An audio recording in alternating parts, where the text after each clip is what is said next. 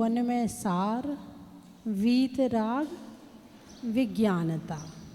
शिव स्वरूप शिवकार, नमहु त्रियोग समारिके। जो योगन की चपलाई, ताते हैं आश्रव भाई। नमहु त्रियोग संहारी के। मन योग, वचन योग, काय योग, त्रियोग संहार के भगवान आपको नमस्कार करता हूँ। जो योगन की चपलाई, ताते हैं आश्रव भाई। योगों की चंचलता कर्मों के आने का कारण है। क्या शब्द आया? योग। भगवान के पास आए तो कैसे नमस्कार किया? त्रियोग से। कैसे नमस्कार किया? त्रियोग से। और यहाँ कह दिया कि जो योगों की चपलता है वो कर्मों के आने का कारण है। अब ये योग क्या है? कितने होते हैं? बोलिए। अभी तो बताया था मन योग, वचन योग, काय। आप तो एक सेकंड में भूल जाते हैं। बताया था ना अभी मैंने। तो योग कितने हुए? 3 हुए। मन योग, वचन योग और काय योग। ठीक है, अब योग शब्द तो समझ में आ गया। अच्छा, आजकल योगा बहुत चला है। चला है ना? देश में विदेश में योगा की बड़ी फैशन भी है, उपयोगी भी है और होना भी चाहिए। योगा क्यों होता है? योग को ठीक करने के लिए योगा होता है। क्या? योग को मन योग, वचन योग और काय योग, इनको ठीक करने के लिए योगा होता है। योगा शब्द क्यों बना है? योग से योगा शब्द बना है। जब योग बीमार, मन बीमार है, वचन बीमार है, काया बीमार है, तो क्या करें? बोले योगा करो। ये डॉक्टर तो बहुत बात की बात है। डॉक्टर के पास में तो सबसे आखिरी में जाते हैं। योगा से पहले ठीक करो अपने आप को। और पहले के समय में योगा नहीं चलता था। क्यों नहीं चलता था? चलता तो था, लेकिन वही है, या तो राजा करते थे या मंत्री करते थे जो दिन भर बैठने का काम करते थे, और बड़े होते थे या सन्यासी करते थे जो केवल ध्यान आदि करते थे। वो अपना योगा आदि करने के बाद फिर ध्यान करते थे। बाकी सामान्यतः लोग योगा नहीं करते थे। तो पहले ज़रूरत नहीं थी या क्या बात है कि क्यों नहीं करते थे? पहले चक्की चलाई तो योगा हो गया, है ना? पानी खींचा तो योगा हो गया, है ना? लकड़ियाँ काटी तो योगा हो गया। बड़े बड़े बर्तन यहाँ से उठा के वहाँ रखे तो योगा हो गया। घर में छोटे बच्चे ज़रूर होते थे। अब तो एक बच्चा आ गया, उसके 20 साल 25 साल बाद दूसरा बच्चा आएगा। वो भी तुम्हारे घर में आएगा कि नहीं आएगा पता नहीं, कहाँ आएगा। यही है ना? तो घर में बच्चे होते थे, दिन भर उनको उठाना, फिर बिठाना, फिर खिलाना, उनको तेल लगाना, उनको ये करना, सास के पाँव में तेल लगाना, पैर दबाना। तो ये योगा दिन भर घर में हो जाता था। मसाला कूटना, तो उतना जो भारी, जो लोहे का खलवट्टा बोलते हैं, माम जस्ता बोलते हैं, तो वो उठा उठा के पटकते थे। तो ये योगा हो गया। यही तो योगा है, और क्या है? चटनी पहले सिल पे बांटते थे तो यूं यूं यूं करते थे तो योगा हो गया। अब आजकल योगा करते उसमें क्या करते? यही तो करते हैं उसमें। योगा में हाथ पैर ही तो हिलाना है, और पहले घर के काम करने में हाथ पैर हिल जाते थे तो योगा करने की ज़रूरत ही नहीं पड़ती थी। तो इससे शरीर स्वस्थ रहता था। इतने डॉक्टर होते ही नहीं थे पहले। गांव में कोई 1-2 वैद्य होते थे, जो छोटी मोटी बीमारी होती थी वो वैद्य ठीक कर देते थे। यही था ना, है? तो आज योगा क्यों चला? क्योंकि आपने चक्की में आटा पीसना बंद कर दिया, क्योंकि आपने चूल्हे में लकड़ियां जलाना बंद कर दी, क्योंकि आपने माम जस्ता से मसाला कूटना बंद कर दिया, क्योंकि आपने सिलबट्टा से चटनी पीसना बंद कर दी। फिर कहते वो स्वाद नहीं आता जो पहले आता था। और कोई कह तो दे कि सिलबट्टा से पीस लो ना, इसमें मिक्सी की चटनी में स्वाद खुद ही पीस लो, हमसे नहीं बनता, हम नहीं कर सकते इतनी। हाँ, 1 घंटा योगा कर सकते हो, डॉक्टर के यहाँ जाके दवाई ला के खा सकते हो, मगर चटनी नहीं पीस सकते हो। फिजियोथेरेपिस्ट के यहाँ जाके वहाँ पर हाथ पांव हिला सकते हो, मगर घर में झाड़ू नहीं लगा सकते, वहाँ बाई चाहिए। वहाँ पोंछा नहीं लगा सकते, पोंछा लगाने में क्या करना, हाथ ही तो हिलाना है। और वहाँ फिजियोथेरेपिस्ट के यहाँ जाके क्या करते हो, हाथ ही तो हिलाते हो। अरे घर में हिला लो। तुम भी एक काम किया करो, जिनकी पत्नी हाथ का काम घर से पूरा करती है वो 500 रुपये एक्स्ट्रा दिया करो। नहीं, बिल्कुल सही कह रही हूँ मैं।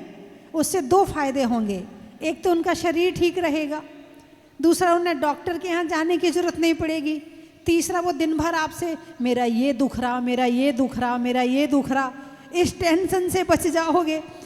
कि जो पत्नियां अपने घर का काम पूरा हाथ से करती हैं, उनके पतिदेव उन्हें प्रसन्न रखने के लिए 500 रुपये 1000 रुपये एक्स्ट्रा दें कि बाई के पैसे बच गए। पहली बात, अब वो बीमार हो जाएगी तो बाई लगानी पड़ेगी।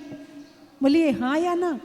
अब बाई लगानी पड़ेगी, अब बाई लगाएंगे तो घर में बातें होंगी, इधर की निंदा उधर की बुराई, फिर वो 10 घर में जाके कहेगी, फिर चुगली होगी, फिर लड़ाइयाँ होंगी, बुराइयाँ होंगी, सारी चीज़ों से बच जाओगे यदि अपने हाथ से अपना घर का काम करते हो तो। बात समझ में आई कि नहीं आई हैं? और दूसरी बात, मन भी लगा रहेगा। जब कोई काम होता ही नहीं है तो मन कहाँ लगे, तो फिर वो टेंशन में लग जाता है, तो फिर मन भी बीमार। और जब टेंशन होगी तो तुम अपने घर वालों से उल्टा सीधा बोलोगी तो तुम्हारे घर में कलेश। और मन यदि काम में लगा रहेगा तो मन भी बीमार नहीं होगा, वचन भी बीमार नहीं होगा, काया भी बीमार नहीं होगी। अरे बोलिए ना। और यदि अपने हाथ से खलबट्टा से मसाला कूटते हो तो उससे क्या होगा, थोड़ा थोड़ा कूटो, ज़्यादा मत कूटो। 5 दिन का 7 दिन का तो मर्यादा बनी रहेगी। घर में शुद्ध सबको खाने मिलेगा, तुम्हें भी शुद्ध खाने मिल जाएगा। बाज़ार के मसाले नहीं खाने पड़ेंगे। बाज़ार के मसाले में कितनी सारी चीज़ें नकली होती हैं। हल्दी में पीली मिट्टी मिलाई जाती, बिल्कुल गारंटी बता रही, ये मत कहना मजाक है, गारंटी है कि हल्दी में पीली मिट्टी होती है। मिर्ची में लाल रंग का गेरुआ होता है ना, गेरू लाल रंग का, वो मिलाया जाता है। और धनिया में घोड़े की और हाथी की लीद मिलाई जाती है, ये पक्की खबर बता रही हूँ। और काली मिर्च में पपीता के बीज मिलाए जाते हैं। हाँ हाँ, आजकल ज़माना बहुत ख़राब आ गया। बाप बड़ा ना भैया, सबसे बड़ा रुपया। कोई किसी का बाप बड़ा नहीं है, कोई भैया बड़ा नहीं, सबसे बड़ा आजकल में रुपया है। इसलिए नकली काम करने में डरते नहीं है, क्योंकि पैसा चाहिए कैसे भी मिले। तो आप यदि नकली चीज़ से बचना चाहती हो तो सारी चीज़ अपने घर में तैयार करो, स्वयं शुद्ध खाओ, अपने बच्चों को शुद्ध खिलाओ और घर वालों को शुद्ध खिलाओ, ताकि मांसाहार से भी बच सको और अशुद्ध भोजन से भी बच सको और नकली वस्तु से भी बच सको। जहाँ तक बने और बढ़ाओ, जहाँ तक बने तो घर में गाय और भैंस भी रखो। गाय और भैंस के रहने से घर में बहुत सारी बीमारियां नहीं होती हैं, बहुत सारी बीमारियां नहीं होती। उनका गोबर स्पर्श होता है, उससे भी बहुत सारी बीमारियां चली जाती हैं। तो आज जितने स्वस्थ रहने के साधन थे उन्हें तो घर से निकाल दिया है, और जितने बीमारी के साधन थे वो सारे घर में भर लिए। जिनसे नेगेटिव ऊर्जा मिलती थी वो भर लिए, और जिनसे पॉजिटिव ऊर्जा मिलती वो निकाल दिया। मिट्टी के मकान में पॉजिटिव ऊर्जा होती है, पत्थर का मकान नेगेटिव ऊर्जा को बहुत जल्दी खींचता है और चिपका के रखता है, और मिट्टी के मकान नेगेटिव ऊर्जा को ग्रहण ही नहीं करते हैं। और जो घर में पीतल के बर्तन थे, गिलट के बर्तन थे, जिनसे ज़्यादा मतलब पॉजिटिव, यदि नेगेटिव ऊर्जा नहीं निकलती थी तो पॉजिटिव ऊर्जा कम होती थी, सोने चांदी से कम होती थी लेकिन होती थी। और अब सबने वो पीतल निकाल के और घर में स्टील भर लिया, स्टील के नाम से लोहा भर लिया है, और उसमें से निकलती है नेगेटिव ऊर्जा। ये बीमारी के सारे साधन घर में इकट्ठे करते चले जा रहे, करते चले जाए और फिर खाओ दवाइयाँ, खाओ, जाओ बार बार चक्कर लगाओ डॉक्टर के। डॉक्टर की भी मजबूरी है कि डॉक्टर के यहाँ तुम जाते तो वो भी फिर अच्छे हरे हरे नोट लेता है तुमसे। उसको 5,000 रुपये महीने की दवाई खिलानी, उसको 3,000 रुपये महीने की दवाई खिलानी। अब खाने के लिए नहीं कमा रहे हो, अब दवाई खाने के लिए कमा रहे हो। और घर के काम यदि सही रूप से करते रहो तो सब सही चलता रहेगा। पैदल चलो, ये पाँव का योगा हो गया, पैदल चलो। हाथ का योगा हो गया, पानी खींचो, ये करो वो करो, ये हाथ का योगा हो गया। हाथ से कपड़े धो, मशीन से मत धो, हाथ से कपड़े धो। उससे भी बहुत निचोड़ने में हाथ के पॉइंट दब जाएंगे तो अंदर की बीमारियां अपने आप ठीक हो जाएगी। इतना बड़ा जब माम जस्ता लेके और कूटोगे तो हाथ के पॉइंट भी दबेंगे। पापड़ बाजार से मत लाओ, घर के बनाओ, तो जितने तुम्हारे हाथ के पॉइंट है ना वो सारे ऐसे दब जाएंगे कि अंदर जितनी बीमारियां हैं वो निकल जाएंगी। पापड़ घर में बनाओ, बड़ी घर में बनाओ, कोई चीज़ बाजार की मत लाओ, तो समय भी पास हो जाएगा, टेंशन भी नहीं होगी, काम में मन भी लगा रहेगा, शुद्ध भोजन भी मिलेगा, बीमारी भी नहीं होगी और योगा भी हो जाएगा और झगड़े भी कम होंगे।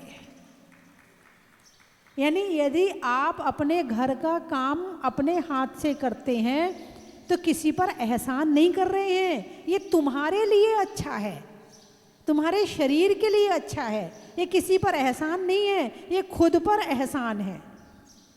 अरे बोलिए ना, जरा सा काम बढ़ गया, भाई लगा लो, मेरे से नहीं होता है, मैं ही सारा दिन काम करूं क्या, मैं नौकरानी हूं क्या तुम्हारे घर की? अरे बोलिए ना, एहसान दिखाते हो नहीं दिखाते हो? तुम जितनी नौकरानी लगाओगे उतनी बीमारियां घर में बुला रहे। नौकरानी नहीं बुला रहे, क्या बुला रहे हो? घर में बीमारी बुला रहे हो। जिनको अपने घर में बीमारियां बुलानी हो वो घर में नौकरानी रखो, और जिनको अपने घर की बीमारियां भगानी हो वो नौकरानी को बाहर निकाल दो। ऐसा नहीं कि उनको काम नहीं मिलेगा, हर जीव अपना काम यहाँ नहीं कहीं और कर लेगा, ये काम नहीं कुछ और काम कर लेगा। काम तो दुनिया भर में बहुत सारे हैं, और अपने हाथ से काम करने में अभिमान भी कम होता है। तो अभिमान को दूर करने के लिए अपने हाथ से अपने घर का काम करना चाहिए। तो ये हो गया शरीर का योगा, काय योग। काय योग को करने के लिए योगा। अब आप ये वाला योगा नहीं करते हो तो कम से कम दूसरा योगा तो करो। अब वो भी नहीं होता है, ठीक है। एक होता है जब मन बीमार होता कि नहीं होता, शरीर की बीमारी तो पता चल जाती है कि ये शरीर की बीमारी है। मन की बीमारियां होती हैं कि नहीं होती हैं? अरे बोलिए ना, मन की बीमारियां कौन सी होती हैं? नाम बताओ। दिमाग में कौन सी बीमारी होती है? डिप्रेशन और तनाव और टेंशन, नेगेटिव थॉट आना। हाँ, एंजाइटी भी आ रही है, आवाज़ आ रही है, एंजाइटी की भी होती है। अभी इसी पर ही चर्चा चल रही है कई दिन से, इसी योगा पर ही चर्चा चल रही है, योग और योगा पर, है ना। तो बीमारी कब पता चलती है? जब वो पूरे रूप से जकड़ लेती है, तुम्हें तब पता चलता। बीमारी तो बहुत दिन पहले से हो रही थी, लेकिन तुम्हें तब पता चला जब वो पूरे में फैल गई, जब तुम्हारा उसने काम करना बंद कर दिया, तब तुम्हें पता चला है तो मन का योगा होता है कि नहीं होता है?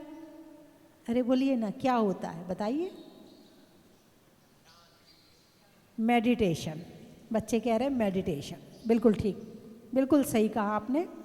सबसे पहले प्राणायाम, है ना, कुंभक, रेचक और पूरक, जैसा कि ज्ञानार्णव ग्रंथ में लिखा हुआ है, ठीक है। तो प्राणायाम ये मन को ठीक करने का योगा है, प्राणायाम, ठीक है। अब इसके अलावा और क्या भाई, बीमारी तो गहरी है, अब एक दवाई से ठीक नहीं हो रहा, तो अब और दूसरी दवाई कौन सी है? योगा। कौन सी है? योगा। दूसरी दवाई में योगा कौन सा वाला योगा? ध्यान। ध्यान भी क्या है? योगा ही समझ लो आप इसको। यानी शरीर चंचल होता है, शरीर को हिलाते हैं, शरीर से मेहनत करते हैं तो शरीर ठीक होता है, और मन को शांत रखते हैं तो मन ठीक होता है। मन को ज़्यादा चलाओगे तो बीमारी होगी, और शरीर को कम चलाओगे तो बीमारी होगी। ये दोनों अलग अलग चीज़ें हैं, इन दोनों का अलग अलग इलाज है। इसका इलाज है मेहनत करना, और इसका इलाज है शांत रहना। यदि इसको शांत रखोगे तो बीमारी। अब वर्तमान में हो क्या रहा है? शरीर तो स्थिर है, दिमाग चल रहा है ना। संतों का शरीर स्थिर रहता है, दिमाग शांत रहता है, और ग्रस्तों का शरीर स्थिर रहता है और दिमाग चलता है। शरीर भाई, हमारे पाँव चलते हैं, हम विहार करते हैं, तुम्हारा दिमाग चलता है। तुम नहीं चलते, तुम गाड़ी में चलते हो, हम पैदल चलते हैं तो हमारे पाँव चलते हैं और तुम्हारा दिमाग चलता। चलो, दिमाग चलना चाहिए, दिमाग चलना अत्यंत जरूरी है। दिमाग नहीं चलेगा तो बीमार हो जाएगा, ठीक बात है। मन है, मन का काम है गति, मन रुकता नहीं है, एक क्षण के लिए भी नहीं रुकेगा, लेकिन इसको कौन सी दिशा में ले जाना है इस बात का ज्ञान होना जरूरी है। तो मन यदि गलत दिशा में जाएगा तो बीमारी खोज कर लाएगा, और मन सही दिशा में जाएगा तो सुख खोज करके लाएगा। मन से सुखी और मन से दुखी। तो मन से सुखी होने के लिए जरूरी है कि इसे सही दिशा में लगाया जाए। पहले इस ध्यान करने के पहले इस मन को अच्छा बनाना पड़ेगा। जब ये मन तुम्हारा अच्छा बन जाएगा, फिर ये तुम्हें ध्यान में ले जाएगा। इसको जैसे संस्कार दोगे, जैसे शरीर को संस्कारित किया जाता है, जैसे वचनों को संस्कारित किया जाता है, ऐसे ही मन को संस्कारित किया जाता। आप बच्चे को लेके आते, धोक दे धोक दे धोक दे, गर्दन पकड़ते हो, और किसको संस्कारित किया? शरीर को। वो भी देखता है। यहाँ आने के बाद धोख देना पड़ता है। तुमने एक दिन गर्दन पकड़ी, 2 दिन पकड़ी, तीसरे दिन वो खुद ही झुक जाता है। तुम बड़े खुश हो जाते, अरे मेरा पोता, मेरा बेटा तो बड़ा बढ़िया, देखो कैसे धोख दे रहा। उसे ये नहीं पता धोख क्या होती है। तुमने केवल शरीर को संस्कारित किया है उसके, अभी मन को संस्कारित नहीं किया है। तुमने ये नहीं बताया भगवान कौन है, क्योंकि तुम्हें ही नहीं पता भगवान कौन है। भगवान की गहराई में अभी तुम ही नहीं पहुंचे हो। जब तुम पहुंचोगे ना तो बताओगे जरूर। बता क्यों नहीं रहे? क्योंकि तुम ही नहीं पहुंचे हो। वचनों को संस्कारित करते, बेटा तुम नहीं बोलते, आप बोलते हैं। बेटा गाली नहीं देते, आप बोल के बात करते हैं। वचनों को संस्कारित कर दिया, मगर मन को संस्कारित नहीं किया। मन को संस्कारित करना भूल के बेटा ऐसा विचार नहीं करते हैं, ऐसे नहीं, ऐसे सोचना चाहिए, भगवान के सामने ऐसे विचार करने चाहिए। मन को संस्कारित आपने नहीं किया, नहीं किया, नहीं किया। इसलिए बच्चा जब बड़ा हो जाता है तो वो आपकी बात नहीं मानता। क्यों नहीं मानता? अरे ये छोटा था तब तो मंदिर भी जाता था, अभिषेक भी करता था। अरे ये छोटा था तो इतनी अच्छी धोक लगाता था। अरे ये छोटा था तो सबसे जय जिनेंद्र करता था। आपने वचन और काया को संस्कारित किया था, आपने उसके मन को संस्कारित नहीं किया था। इसलिए वो बड़े होकर तुम्हारी बात नहीं मान रहा है। तो वचनों को संस्कारित, मन को संस्कारित कैसे करना? आप प्रवचन सुन रहे हैं, क्या संस्कारित हो रहा है? मन संस्कारित हो रहा है। अभी यहाँ आपकी काया को कुछ नहीं हो रहा है, आपको बोलने का मौका भी नहीं मिल रहा है, आपको केवल सुनने का मौका मिल रहा है, और एक एक शब्द आपके कान में जा रहे हैं और वो आपके विचारों में आ रहे हैं, आपकी आत्मा में जा रहे हैं, और आपको लग रहा नहीं सही है। लेकिन अब जैसे ही आप यहाँ से उठोगे और उठकर बाहर जाओगे, सब भूल जाओगे। बोलिए हाँ या ना। अभी यहाँ पर कोई ऐसी बात बताई जाए कि रसगुल्ला कैसे बनाया जाता है, इडली कैसे बनाई जाती है, कैसे इसमें स्वाद ज़्यादा डाला जाए, फिर भूल के बताओ। फिर तो पुरुष भी तैयार है, तूने इसमें ये नहीं डाला होगा इसलिए स्वाद नहीं आ रहा है, तूने ऐसे नहीं बनाया होगा इसलिए स्वाद नहीं। मैंने देखा था, मैंने रेसिपी देखी थी, ऐसे ऐसे बनाया जाता, तूने गलत तरीके से बनाया है। फिर तो पुरुष भी आगे हो जाएंगे, भाई आपको ये चीज़ तो याद है, अभी कुछ और बात हो जाए तो वो याद रहेगी, प्रवचन क्यों नहीं याद रहता है? क्योंकि जैसे एक गिलास पानी, काला पानी, काले रंग का पानी, और उसमें एक बूंद सफ़ेद डाली जाए, पता चलेगी?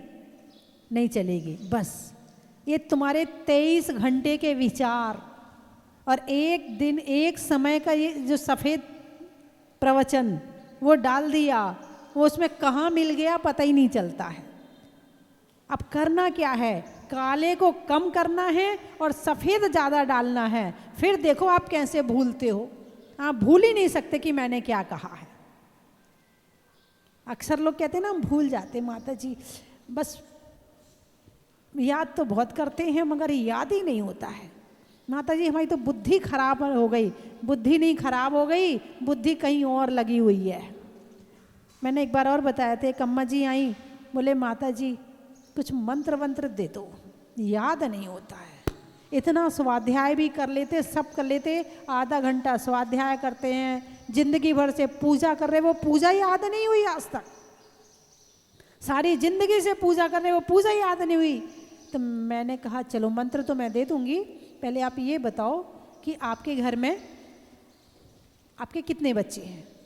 बोले 5 लड़कियां और 3 लड़के हैं। अच्छा, सबकी शादी हो गई? हाँ माता जी सबकी शादी हो गई। कहाँ कहाँ हुई है सबकी शादियाँ? सबके गिना दिए।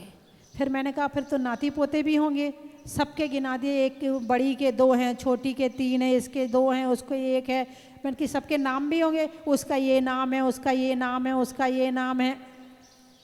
अच्छा, तो मैंने कहा सबकी शादी में दहेज भी दिया होगा? अरे बड़ी के यहाँ इतना दिया था, मंझली को इतना दिया था, 5 नंबर को इतना दिया था, उस बहू के यहाँ से इतना आया था, वो भी गिना दिया।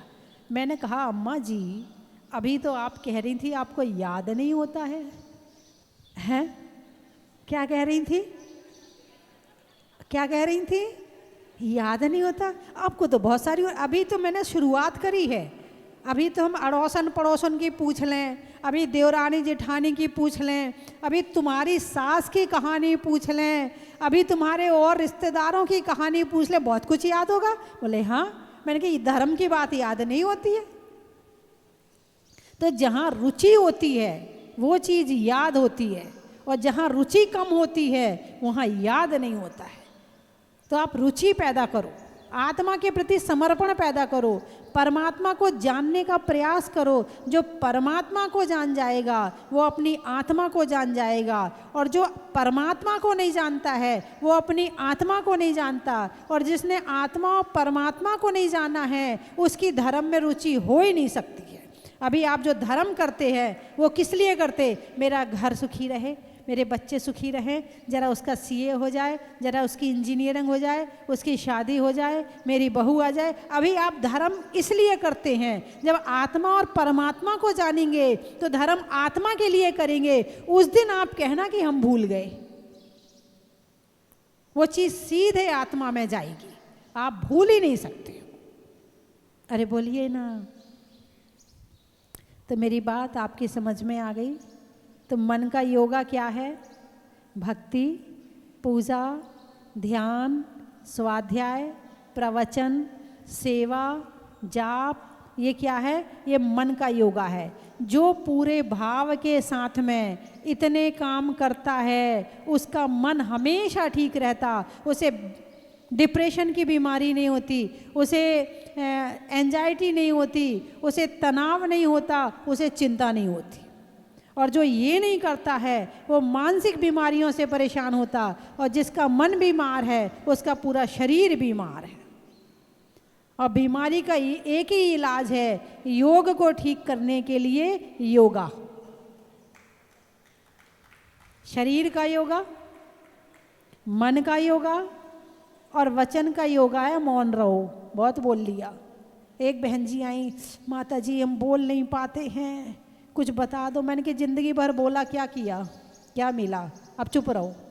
एक आई बोले सुना ही नहीं पड़ता। मैंने क्या सुना अभी तक तुमने? वही तेरी मेरी निंदा बुराई चुगली। अब कान बंद हो गए, अच्छा अब बंद ही रहने दो, कम से कम बुराई तो नहीं सुनोगे किसी की। लेकिन नहीं सुनना है, आदत पड़ी है। अरे बोलिए ना, हैं? तो मेरी बात आपकी समझ में आ गई? फिर मैं बंद करूं? नहीं, ऐसा है।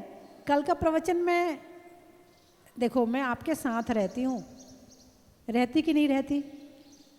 अरे बोलिए ना। नहीं, कुछ लोग सोच रहे माता जी हमारे साथ कैसे रह सकती हैं? माता जी तो जहाजपुर में चतुर्मास कर रही हैं, फिर हमारे साथ, और वो भी अलग अलग शहर से आए हुए लोगों के साथ में। मोबाइल है ना आपके पास में? है आपके पास? उसमें स्वस्ति धाम जहाजपुर सर्च कर लेना, मैं आपके साथ हूँ और रोज आपको प्रवचन सुनाऊंगी, आप सुन लेना। क्या आप सुन लेना? मैं सुनाऊंगी तो रोज। अब आप सुनोगे कि नहीं सुनोगे ये मुझे पता नहीं है। कौन कौन सुन सकता है मुझे? तो अभी भैया जी पंडित जी बताएंगे आपको, सर्च कर लेना। तो फिर मैं आपको रोज प्रवचन आपके जहाँ बैठोगे वहीं सुना दूंगी। और घर में हो और बड़ा देखना हो तो आपके घर में बड़ी वाली टीवी है ना, दिन में 3 बार आती है आपके घर। अरे बोलिए ना, सुबह, शाम और रात। सुबह 9:20 पर आता है ना, शाम को 5:40 पर और रात को 1 बजे। अब ये आपकी जिम्मेवारी कि आप कब सुनते हैं। सुनते हैं? ठीक है। आज तो सूरत से हमारी 70 महिलाएं हैं ना, 70 महिलाएं आई हैं। और महिलाओं के चेहरे से पता चल जाता है ये प्रवचन सुन के आई हैं। मैं सोनागिर में थी तो तब भी सूरत की महिलाएं थी शायद, या महाराष्ट्र की महिलाएं थी। मैं चंदा प्रभु भगवान के सामने खड़े होके जाप कर रही थी। उनने देखा माता जी सारी की सारी 150 महिलाएं थी, भाग के आ गई, चारों तरफ से मुझे दबा दिया। अब मैं जाप कर रही, उनने ये नहीं, उनकी भावुकता, उनकी भक्ति देखिए, कुछ नहीं दिखना। बड़ी मुश्किल से माता जी पकड़ में आई हैं। रोज तो केवल टीवी में मिलती थी, आज पकड़ में आई हैं। वो कह रही मेरी फोटो खींच, वो कह रही मेरी फोटो खींच, वो कह रही मेरी फोटो खींच। ऐसे ही कल हमारी रात को, कल महिलाएं जब आईं, इतने सारे भजन सुनाए, 1 घंटे तक पहले भजन सुनाए, फिर फोटो खिंचाया, फिर आशीर्वाद लिया, फिर पेन लिया, फिर गई। अब रात को नींद आई कि नहीं आई मुझे नहीं पता है। बढ़िया नींद आई थी। अभी एक बहन जी कहाँ की थी, बोले माता जी रात को 12 बजे आए थे, रात भर से लग रहा कबाब मिलोगी, कबाब मिलोगी, कबाब मिलोगी। ये क्या है, क्या है? ये आपने जो टीवी में देखा है, प्रवचन सुने हैं, उससे जो कनेक्शन हुआ है। मैं डायरेक्ट आपसे नहीं मिली, ये कनेक्शन टीवी से हुआ है। और टीवी में भी मैं बैठी थोड़ी रही, मैंने आपको कुछ बताया है, भगवान महावीर की वाणी सुनाई है, इससे हुआ है। अरे बोलिए ना, है ना? बस ऐसी कनेक्शन बनाए रखना, मोक्ष जाने तक साथ साथ रहेंगे। बस यही भावना बनाना कि जब मोक्ष जाएं तो जितने लोग सुन रहे हैं हम सब साथ साथ मोक्ष जाएं। अब कौन से तीर्थंकर के काल में होंगे, किस समय होंगे, कौन तीर्थंकर बनेगा, वो बात की बात है। भावना ये बना के रखना कि मोक्ष जाना है। बस गृहस्थी में रह रही हो कोई बुरी बात नहीं है, गृहस्थी में रहकर भी अच्छे काम करो। कमल कीचड़ में खिलता है ना। तो गृहस्थी रहना कीचड़ है, लेकिन अच्छे काम करना कमल है ना। चलिए मैं 3 चीज़ें बोलूँगी, आपको कहना बड़ा ही महत्व है। किसान में हल का, समय में पल का, और बनने में कीचड़ में कमल का। अनाज में दाने का, इनाम में पाने का, और हम सब के साथ साथ मोक्ष जाने का। हिंदी में मात्रा का, स्कूल में छात्रा का, और आज आपकी जहाजपुर की यात्रा का। नदी में नाव का, शरीर में पाँव का, और आज आने में सूरत की 70 महिलाओं का। और उसमें भी सारी की सारी महिलाएं छोटी उम्र की है, बड़ी उम्र की महिलाएं कम हैं और छोटी उम्र की महिलाएं ज़्यादा। ये मुझे सबसे अच्छा लगा कि युवा धर्म करेंगे तो धर्म लंबे समय तक चलेगा, ये सबसे अच्छा लगा। और वो आज यहाँ विधान भी करेंगी, खेत में धान का, शादी में पान का, और सूरत वाली महिलाओं का करने में यहाँ विधान का। और कहाँ से आए? बाइंदर, मुंबई। अच्छा। प्रभु के दर का, शरीर में सर का, और आने वालों में मुंबई बाइंदर का। भोपाल। अच्छा। खिड़की में जाल का, सिर पे बाल का, और आने वालों में भोपाल का। कलकत्ता। पेड़ में पत्ता का, राजनीति में सत्ता का, और आने वालों में कलकत्ता का। गाने में सुर का, नृत्य में नूपुर का, आने वालों में जबलपुर का। और पृथ्वीपुर का। हाँ, इंदौर वाले। अच्छा, इंदौर से भी महिलाएं आई हैं क्या? अच्छा, बहुत बढ़िया। नेता के दौर का, सोनागिर में मोर का, और आने वालों में इंदौर का। बड़ा ही महत्व है। गुवाहाटी। घर में बेटी का, ट्रेन में टीटी का, और आने वालों में गुवाहाटी का। बड़ा ही महत्व है। बांद्रा। मालदा। अच्छा, वो तो आम का नाम है मालदा, ऐसे ही सुना है मैंने तो, है ना। हाँ, अच्छा। तो आप सब आम आए, फलों के राजा। घर में दादा का, करने में वादा का, और आने वालों में मालदा का। बड़ा ही महत्व है। गया। पक्षियों में बया का, नारी में हया का, और आने वालों में गया का। बड़ा ही महत्व है। 12। आकाश में तारा का, लगाने में नारा का, और आने वालों में 12 का। बड़ा ही महत्व है। हाँ भाई, केशव राय पाटन कोटा के पास में है, अतिशय क्षेत्र है, बहुत सुंदर प्रतिमा है, और करीब 4000 वर्ष प्राचीन प्रतिमा है। तो आप लोग दर्शन जरूर करें वहाँ के, है ना। साड़ियों में साटन का, खिड़की में कॉटन का, और आने वालों में केशव राय पाटन का। बड़ा ही महत्व है। और उस मंदिर का अब जीर्णोद्धार हो रहा है। अब 3000 साल पुराना मंदिर है, 4000 साल पुराना मंदिर है, तो उसकी छतें बड़ी कमज़ोर हो गई थी। तो अब उसको पूरा ठंडा करके और भगवान के लिए एक नया मंदिर बनाया जा रहा है। तो आप लोग दर्शन भी करें, और वहाँ मंदिर में भाई इस समय जो दे दोगे 1-2 साल में, वो मंदिर में लगेगा, और बाद में दोगे तो फिर मंदिर में नहीं लगेगा। इसलिए जितना कर सको वहाँ के लिए भी जरूर करना, है ना। शरीर में कान का, रहने में मकान का, और देने में दान का। बदरवास। अच्छा। बहू में सास का, नहीं होने में निराश का, और आने वालों में बदरवास का। पृथ्वीपुर। पशुओं में खुर का, देवों में असुर का, और आने वालों में पृथ्वीपुर का। हो गए सारे? बोलिए 24 भगवान की। विश्व तीर्थंकर की मूरत को मन भर के निहारना। चलो स्वस्ति धाम, चलो स्वस्ति धाम, आओ स्वस्ति धाम, चलो स्वस्ति धाम। चलो स्वस्ति धाम, चलो स्वस्ति धाम, आओ स्वस्ति धाम, चलो स्वस्ति धाम।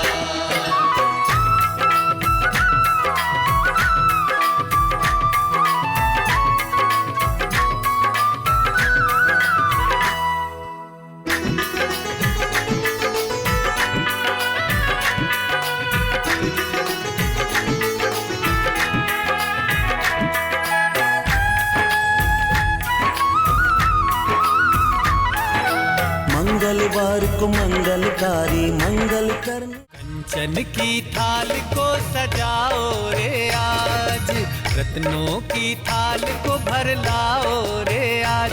आओ आओ करे रे गुणगान आरती भगवन की, आओ आओ करे गुणगान आरती भगवन की।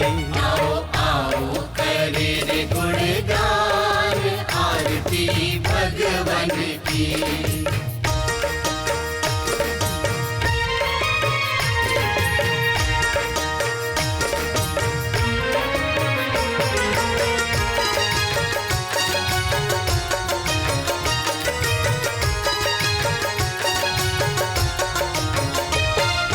पिता सुमित्र के राज दुलारे, माँ पद्मा जी के नैनों के तारे। पिता सुमित्र के राज दुलारे, माँ पद्मा जी के नैनों के तारे। स्वस्थ धाम जहाजपुर राजस्थान की भव्य धरा पर होने जा रहा है ऐतिहासिक वैज्ञानिक सम्मेलन। पर्यावरण संरक्षण और विश्व शांति हेतु आध्यात्मिकता एवं विज्ञान के विकास का समाज पर हो रहे प्रभाव पर विशेष चर्चा। तिथि 19 एवं 20 अक्टूबर 2024। स्थल स्वस्थ धाम जहाजपुर राजस्थान। मंगल सानिध्य भारत गौरव स्वस्थ धाम प्रणेत्री काव्य रत्नाकर, युग प्रवर्तिका परम विदुषी लेखिका गणनीयारिका 105 श्री स्वस्ति भूषण माता जी। कार्यक्रम में विशेष पर्यावरण संरक्षण में आध्यात्मिकता की भूमिका, आंतरिक शांति और ध्यान के माध्यम से विश्व शांति, विज्ञान और प्रौद्योगिकी के हाल के विकास और उनके समाज पर प्रभाव, वैज्ञानिक नवाचारों और प्रौद्योगिकी का पर्यावरण संरक्षण में योगदान। आयोजक ज्ञान सागर साइंस फाउंडेशन न्यू दिल्ली एवं स्वस्थ धाम जहाजपुर जिला भीलवाड़ा राजस्थान। देखिए कार्यक्रम का भव्य प्रसारण 19 एवं 20 अक्टूबर 2024 दोपहर 12:30 बजे से सिर्फ पारस चैनल पर।